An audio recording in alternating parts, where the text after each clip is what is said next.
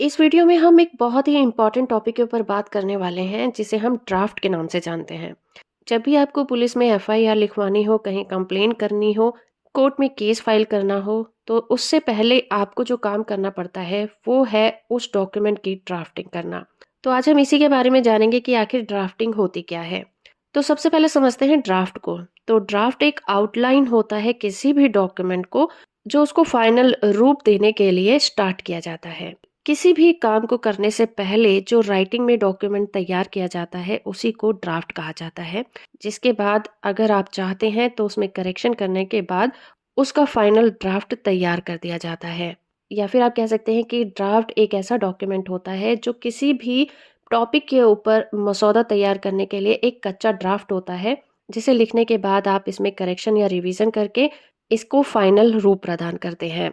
तो किसी भी चीज़ का ड्राफ्ट हो सकता है, जैसे कि आप अपनी विल बना सकते हैं, कन्वेंस या कोई भी कोर्ट का डॉक्यूमेंट। तो इस तरह से किसी भी डॉक्यूमेंट का ड्राफ्ट बनाने वाले व्यक्ति को ड्राफ्ट्समैन कहा जाता है। अब समझते हैं ड्राफ्टिंग को। ड्राफ्टिंग एक साइंस होती है जिसे बहुत ज़्यादा प्रैक्टिस करने के बाद ही सीखा जा सकता है। ड्राफ्टिंग किसी भी डॉक्यूमेंट को लिखने की एक कला होती है, क्योंकि किसी भी डॉक्यूमेंट को बनाते समय, उसकी ड्राफ्टिंग करते समय ये सबसे मेन मुद्दा होता है और ये बहुत ही इम्पोर्टेंट होता है, क्योंकि इसके अंदर जो स्टेटमेंट्स होती हैं वो बहुत ही ब्रीफ हो सकती हैं। केस से रिलेटेड फैक्ट्स और सिचुएशंस को किस तरह से प्रेजेंट करना है, यही ड्राफ्टिंग का साइंस है। क्योंकि ये एक टेक्निकल एक्टिविटी होती है जिसके लिए बहुत ही अच्छी स्किल्स और पेशेंस की ज़रूरत होती है। क्योंकि किसी भी केस के लिए जो ड्राफ्टिंग होती है वो मेन डॉक्यूमेंट होता है, उसी के ऊपर किसी भी केस का पूरा फ्यूचर डिपेंड करता है। इसीलिए ड्राफ्टिंग करने के लिए बहुत ज़्यादा प्रैक्टिस की ज़रूरत होती है और स्किल्स की रिक्वायरमेंट होती है। इसीलिए एक अच्छी ड्राफ्टिंग में 3 चीज़ों का होना ज़रूरी है, या फिर यूँ कह सकते हैं कि एक अच्छी ड्राफ्टिंग के डॉक्यूमेंट को 3 प्रोसेस से होकर गुजरना होता है। ड्राफ्टिंग का पहला स्टेप ये है कि जिस भी मुद्दे के ऊपर आप अपनी ड्राफ्टिंग को तैयार कर रहे हैं, उसमें आपका पर्पस और फैक्ट दोनों ही क्लियर होने चाहिए। दूसरी बात ड्राफ्टिंग में ये इम्पोर्टेंट है कि ड्राफ्टिंग की जो लैंग्वेज हो, उसका जो फॉर्मेट हो, वो काफ़ी सटीक होना चाहिए। लीगल ड्राफ्टिंग के लिए जो लैंग्वेज डिसाइड की जाती है, उसी का यूज़ किया जाना चाहिए और ज़रूरत के हिसाब से उसमें काट-छाँट करनी भी ज़रूरी होती है।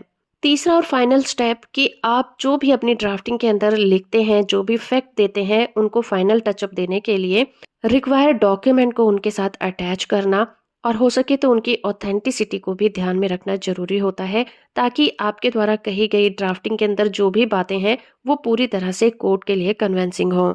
एक अच्छी लिखी हुई मजबूत ड्राफ्टिंग का किसी भी केस में बहुत ही पॉजिटिव इफेक्ट पड़ता है, क्योंकि आप जो रेमेडी चाहते हैं उसे बोलकर तो बाद में बताते हैं, उसको राइटिंग में देना आपका पहला काम होता है। तो मांगी गई रेमेडीज को आप ड्राफ्टिंग के जरिए से किस तरह से कोर्ट के सामने प्रेजेंट करते हैं, ये किसी भी केस को जीतने के लिए बहुत बड़ी बात होती है। साथ ही साथ आप अपनी ड्राफ्टिंग को किस तरह से ऑथेंटिकेट करते हैं, उसका भी आपके केस पर बहुत फर्क पड़ता है। और ड्राफ्टिंग के अंदर अननेसेसरी बातों को कहने से हमेशा ही बचना चाहिए। होप कि ये वीडियो आपको इन्फॉर्मेटिव लगा होगा। वीडियो को लाइक और चैनल को सब्सक्राइब करना बिल्कुल मत भूलिएगा।